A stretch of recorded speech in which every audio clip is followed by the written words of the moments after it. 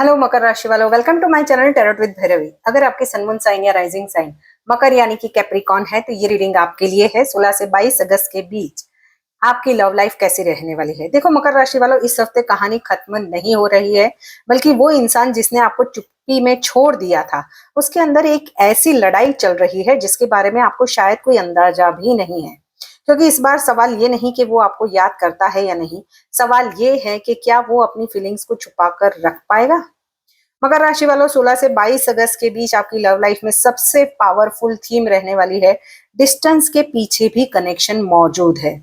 क्योंकि मकर राशि 7th house यानी कि रिलेशनशिप हाउस में उच्च के गुरु कर्क राशि में है, यानी यह पार्टनरशिप को प्रोटेक्शन, हीलिंग और इमोशनल अंडरस्टैंडिंग देने वाला बहुत ही महत्वपूर्ण ट्रांजिट है। लेकिन साथ ही मंगल 6th हाउस में और शनि रेट्रोगेटेड है, तो इसका मतलब दिल कह रहा है बात कर लो, ईगो कह रहा है पहले वो करे, और माइंड कह रहा है इतना सब होने के बाद वापस कैसे जाए। यही इस सप्ताह की सबसे बड़ी इंटरनल कॉन्फ्लिक्ट है। जैसे कि मेरे रेगुलर व्यूवर्स हैं, उनको पता है कि ये रीडिंग मैं एस्ट्रोविद टैरोट के कॉम्बिनेशन से करती हूँ, और इसमें मैं आपको डिटेल रीडिंग देती हूँ। No contact, in contact, less contact, on off situation, third party, extra matter, सभी के लिए सेपरेट रीडिंग होगी। पार्टनर के नेम, इनिशियल्स और राशियां भी बताऊंगी, और एंड में कौन सी वो 3 राशियों के अगर पार्टनर है तो वो इवेंट होकर ही रहेगा, वो भी मैं आपको बताती हूँ। लास्ट में हम ये भी जानेंगे कि नो योर डिवाइन टाइमिंग के कार्ड से कि आपके पर्सन और आपके बीच में अगर इस हफ्ते कांटेक्ट नहीं होता है तो आपके पार्टनर आपको कब तक कॉल या मैसेज करेंगे।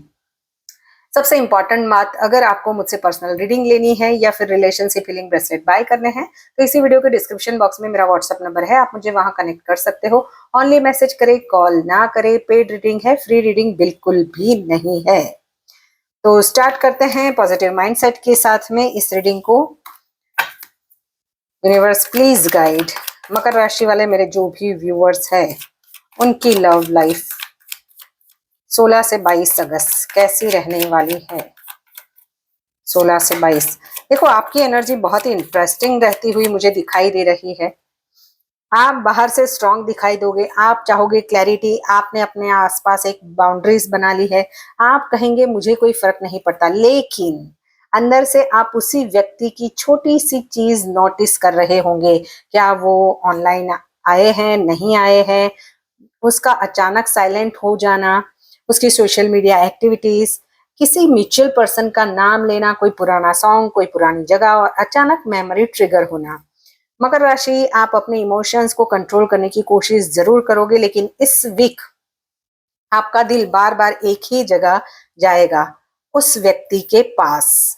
आपके अंदर एक सवाल रहेगा, अगर उसे भी मेरी याद आती है तो बात क्यों नहीं करता। और यही सवाल आपको भी इमोशनली रेस्टलेस कर सकता है। एग्जॉस्ट हो जाओगे आप, सब नहीं, आप चाहोगे कि आपके पार्टनर आपसे कम्युनिकेट करे। पार्टनर की बात करूं तो यहाँ पर ज्यादा कॉम्प्लिकेटेड उनकी एनर्जी दिखाई देती है। देखो ये व्यक्ति फीलिंग्स को सप्रेस कर रहे हैं, वो आपको लेकर इमोशनली डिटैच दिखने की कोशिश जरूर करेंगे, लेकिन अंदर से डिटैचमेंट उतना आसान नहीं होगा उनसे। उस व्यक्ति के अंदर 2 आवाजें होगी, आपके पर्सन के अंदर। एक आवाज कहेगी कि मूव ऑन कर लो, दूसरा कहेगा कि लेकिन अगर वो सच में मेरी लाइफ से चली गई है या चला गया तो।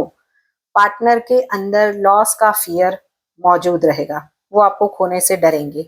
वो आपके बारे में सोच सकते हैं कि क्या मीन्स आप मुझे अभी भी चाहते हो, यानी कि मेरा पार्टनर क्या अभी भी मुझे चाहता है, क्या उसने मुझे रिप्लेस तो नहीं कर लिया, कोई नया पर्सन तो नहीं आ गया। क्योंकि हो सकता है कि आप अपनी लाइफ में फ्रेंड्स फैमिली के साथ में कहीं चिल कर रहे हो, क्या अब बहुत देर हो चुकी है।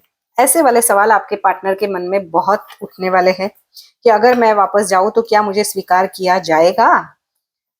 यहाँ पर थर्ड पार्टी का इन्फ्लुएंस भी दिखाई दे रहा है। देखो आप सोचोगे कि मैं बात करना चाहता हूँ या चाहती हूँ, लेकिन अपनी डिग्निटी खोकर नहीं, यानी कि सेल्फ रिस्पेक्ट को आप पहले चुनोगे, पहला ही कार्ड है।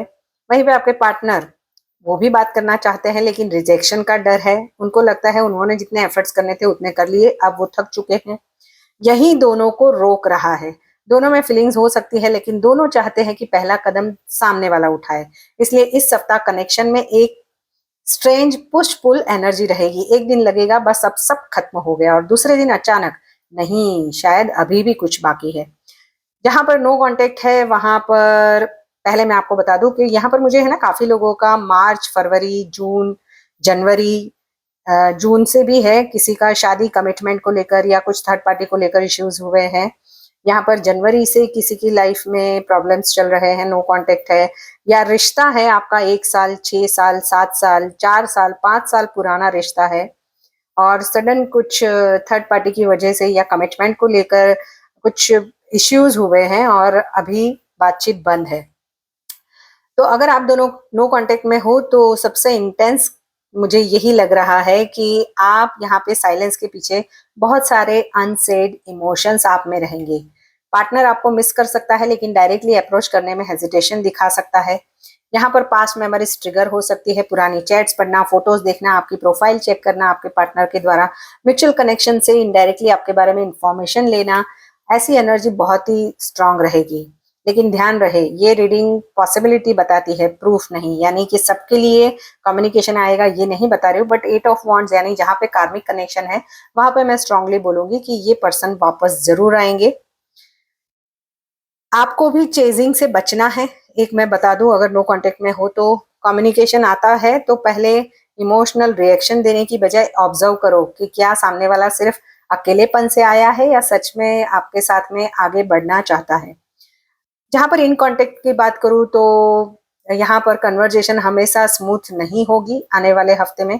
कभी बहुत प्यार, कभी अचानक कोल्डनेस, कभी लेट रिप्लाई, कभी डीप कन्वर्जेशन और फिर अचानक साइलेंस। यहाँ पुश पुल पैटर्न मंगल और शनि की एनर्जी से रिफ्लेक्ट हो सकती है। आपके बीच कोई इंपॉर्टेंट टॉपिक पर बात होगी, आखिर हम है क्या और कहाँ जा रहे हैं, इस रिलेशनशिप का फ्यूचर क्या है, उस बारे में भी डिस्कशंस हो सकते हैं। लेस कांटेक्ट वालों की बात करूं तो यहाँ पर पहले रोज बात होती थी लेकिन अब कम्युनिकेशन कम हो गया है, ऐसा आपको महसूस होगा। समथिंग इज चेंजिंग, पार्टनर आपके बदल चुके हैं, कंप्लीटली डिसकनेक्टेड नहीं है, बट आपको लग रहा है कि धीरे धीरे आपके पार्टनर बदल रहे हैं, लेकिन वो अपने इमोशंस, रिस्पॉन्सिबिलिटीज या पर्सनल कंफ्यूजन के अंदर उलझे हुए दिखाई दे रहे हैं। आपको लगेगा कि मैं ही क्यों एफर्ट्स करूं, और पार्टनर सोच सकता है कि अगर उसे सच में मेरी परवाह है तो मुझे समझे। यहाँ सबसे जरूरी एजम्पशन मत बनाइए, यानी कि हाँ ऐसा हुआ होगा, वैसा हुआ होगा, ऐसा नहीं। प्रूफ के साथ ही अपने पार्टनर के साथ में बातचीत करिए। जहां पर आपको पता ही नहीं है कि रिलेशनशिप है भी या नहीं, यानी कि सिंगल्स की बात करूं तो यहाँ पर हिडन अट्रैक्शन सामने आ सकती है। कोई व्यक्ति जो नॉर्मली नेचुरली बिहेव करता था वो सडनली आपकी तरफ ज्यादा अटेंशन दे सकता है। यहाँ पर मुझे ऑनलाइन कनेक्शन, फ्रेंड से कोई कमिटमेंट या कोई प्रपोजल आ सकता है। Eye contact, indirect conversation, reaction on social media, mutual friends के थ्रू आपके पास प्रपोजल भेजना या अचानक किसी पुराने कनेक्शन का वापिस आना दिखाई देता है। लेकिन इस कैटेगरी में जल्दी लेबल लगाने की जरूरत नहीं है। पहले एक्शंस देखिए, वर्ड्स नहीं। कंसिस्टेंसी देखना अपने पार्टनर की, अगर आते भी है प्रपोजल तो भी। जहां पर थर्ड पार्टी है वहां पर पार्टनर का अटेंशन डिवाइडेड हो सकता है, लेकिन यहाँ एक इंपॉर्टेंट मैसेज आपके लिए है कि थर्ड पार्टी हमेशा परमानेंट रिलेशनशिप नहीं होती है। कभी कभी थर्ड पार्टी केवल डिस्ट्रैक्शंस, इमोशनल एस्केप या अटेंशन सोर्सेज भी हो सकते हैं। इसलिए कंपैरिजन मत कीजिए, वो मुझसे ज्यादा ब्यूटीफुल है, वो मुझसे ज्यादा सक्सेसफुल है, वो उसे मुझसे ज्यादा समझता है या समझती नहीं। आपकी सबसे बड़ी पावर इस सप्ताह रहेगी सेल्फ रिस्पेक्ट। आप अपने आप आसपास एक बाउंड्रीज बिल्ड करने वाले हो। अगर कोई आपको चूज नहीं कर पा रहा है तो आपको खुद को प्रूव करने की जरूरत नहीं है। एक्स्ट्रा मैरिटल वालों की बात करूं तो यहाँ पर फैंटेसी और रियलिटी के बीच डिफरेंस दिखा सकता है ये हफ्ता। अट्रैक्शन बहुत स्ट्रांग हो सकता है लेकिन साथ ही गिल्ट, रिस्पॉन्सिबिलिटीज और कॉन्सिक्वेंसेस अवेयरनेस भी बढ़ा सकता है। किसी हिडन रिलेशनशिप में इमोशनल कन्फेशन हो सकता है, लेकिन साथ ही एक रियलाइजेशन भी है, क्या हम इस कनेक्शन की कीमत चुकाने के लिए तैयार है। क्योंकि एक्स्ट्रा मैरिटल में जब भी कुछ चीजें ओपन अप होगी तो दोनों के लिए बहुत सारे प्रॉब्लम्स क्रिएट हो सकते हैं। जल्दबाजी से बचे, जो भी डिसीजन हो वो ऑनेस्टी, कंसिस्टेंट और कंटेस्ट और जिम्मेवारी के साथ होना चाहिए। यहाँ किसी थर्ड पार्टी की जिंदगी को अननोइंगली डैमेज करने वाली इम्पल्सिव एक्शन से बचे। यानी अगर कोई थर्ड पार्टी है तो आप उस पर अटैक करना या गालियां देना या कुछ भी ऐसे करने से बचे, क्योंकि हो सकता है कि कभी कभी क्या होता है थर्ड पार्टी ही आपको अपने पार्टनर के नजदीक और लाती है, क्योंकि एक ना एक दिन तो ये रिश्ता खत्म होना ही है। और जब उनको थर्ड पार्टी के साथ कनेक्शन खत्म होगा, कार्मिक कनेक्शन, तब उन्हें सबसे ज़्यादा अहमियत आपकी समझ में आएगी। तो जिसके जीवन में भी थर्ड पार्टी है, उन्हें थर्ड पार्टी को थैंक्स करना है ताकि वो आपके नज़दीक पार्टनर को लाने में सबसे ज़्यादा अहम किरदार थर्ड पार्टी निभाती है। अगर आपके पार्टनर की राशियां कैंसर है तो गुरु कर्क के उच्च में है तो रिलेशनशिप में एक्सिस को एक्टिवेट करता है। यहाँ पर पार्टनर इमोशनली सेंसिटिव और कैरिंग लेकिन मूड बेस्ड हो सकता है। लियो राशि का पार्टनर है तो स्ट्रॉन्ग अट्रैक्शन लेकिन ईगो और प्राइड भी होगा। यहाँ फीलिंग्स रखकर भी ओपनली एक्सप्रेस करने में हेजिटेट कर सकते हैं। जेमिनी राशि का अगर आपका पार्टनर है तो कम्युनिकेशन, आर्ग्यूमेंट्स, मिक्स सिग्नल्स और अचानक मैसेज की एनर्जी भी बहुत स्ट्रांग है। इनके साथ साथ ऑन ऑफ पैटर्न ज्यादा महसूस हो सकता है मुझे। 3 राशियाँ जो मैंने बताई, और वर्गो, पाइसेस और एक्वेरियस राशि का भी पार्टनर है तो यहाँ पर काफी सारी जो मैंने बताई वो आपको रेजोनेट जरूर करेगी। देखो यहाँ पर आप हीलिंग करोगे उसी टाइम पे आपके पार्टनर को आपकी और क्रेविंग होगी, क्योंकि आपने इस रिश्ते में बहुत स्ट्रगल किया है और उस वजह से आप अभी डिसअपॉइंटेड हो। आप चाहते हो कि आपके पार्टनर आपको कमिटमेंट दे, और अगर वो जिम्मेवारियों से भाग रहे हैं प्यार होते हुए भी, जैसे ये पर्सन थोड़े से इमैच्योर हो सकते हैं, और उसी वजह से अगर पार्टनर के दिल की आवाज को एक सेंटेंस में मैं पढ़ूं तो वो ऐसा फील करेंगे कि मैंने जितना दिखाया है उससे कहीं ज्यादा महसूस किया है, लेकिन मुझे डर है कि अगर मैंने अपने इमोशन स्वीकार कर लिए तो मैं कंट्रोल खो दूंगा या खो दूंगी। देखो ये इमोशनल थोड़ी सी रहेगी क्योंकि पेज ऑफ कप्स की एनर्जी है, बट मैच्योरिटी नहीं है, ये मैं फिर से बता दूं। अगर आपके पार्टनर की नेम इनिशियल्स ASMRKPNV है तो ये रीडिंग आपसे रेजोनेट होगी। यहाँ पर राशियां, अरे सॉरी, लकी डेज बताऊं तो 17 अगस्त, 19 अगस्त, 21 अगस्त।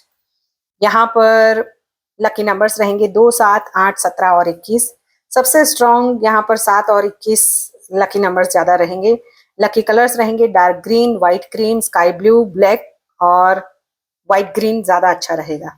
रेमेडीज की बात करूं तो शनिवार को जरूरतमंद व्यक्ति को काले तिल या भोजन का दान कराए, शिवलिंग पर जल चढ़ाए और हे शिव मेरे मन को सत्य और सही निर्णय की शक्ति दे, ऐसे करके प्रेयर करें।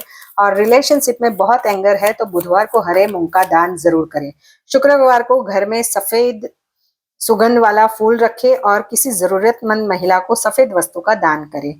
देखो यहाँ पर मुझे थोड़ा सा अभी और टाइम ले सकता है। आपके पार्टनर और आपके बीच में 2 से 3 महीनों का टाइम कार्मिक कनेक्शन होने की वजह से सब चीजें सॉर्ट आउट होने में लग सकता है। यहाँ पर थोड़ा सा आपको पेशेंस रखने की जरूरत है। बहुत कम लोग हैं जिनको 3 से 5 या 8 दिन में, यानी कि आने वाले हफ्ते में कॉल या मैसेज आ सकता है। जहां पर शनि से जुड़े हुए दिस वीक, यहाँ पर मैंने बोला ना कि काफी लोग होंगे जिनको इस हफ्ते में कॉल या मैसेज आएगा।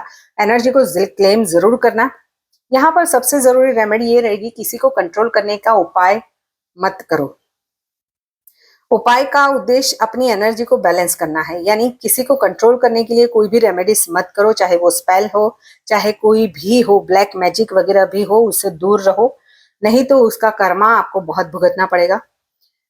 अगर ये रीडिंग आपको पसंद आई है तो लाइक, शेयर, सब्सक्राइब, हाइप का बटन जरूर दबाएं और कमेंट बॉक्स में जरूर इस एनर्जी को क्लेम करिए अपने पार्टनर और आपके नाम के नेम इनिशियल्स या फिर नाम लिखकर या फिर 999 लिखकर भी इस एनर्जी को क्लेम कर सकते हैं। मिलते हैं नेक्स्ट रीडिंग में। Till then bye bye.